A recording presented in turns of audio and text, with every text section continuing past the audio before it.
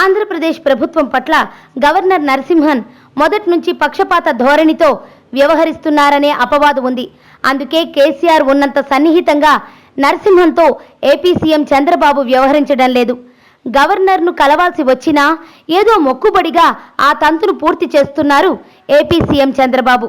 ఇదిలా ఉంటే ఏపీ ప్రభుత్వానికి గవర్నర్ నరసింహన్ షాక్ ఇవ్వబోతున్నారని వార్తలు వినిపిస్తున్నాయి.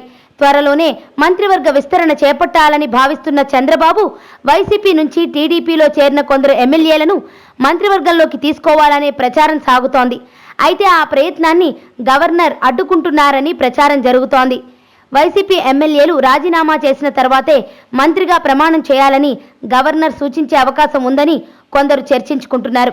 అయితే తెలంగాణలో టీడీపీ ఎమ్మెల్యే తలసాని విషయంలో ఎలాంటి అభ్యంతరం తెలపని నరసింహన్ తమ విషయంలో మాత్రం అలా చేస్తారని అనుకోవడం లేదని మరికొందరు భావిస్తున్నారు. ఒకవేళ గవర్నర్ ఆ విధంగా కోరినా ఎమ్మెల్యేలు తమ రాజీనామాలను స్పీకర్కు ఇచ్చిన తర్వాతే మంత్రిగా ప్రమాణం చేస్తారని టీడీపీ నేతలు అభిప్రాయపడుతున్నారు. ఏదేమైనా వైసీపీ ఎమ్మెల్యేల విషయంలో గవర్నర్ అభ్యంతరం చెబితే ఆయన టీడీపీకి యాంటీ అనే ప్రచారం జోరుగా సాగచ్చు.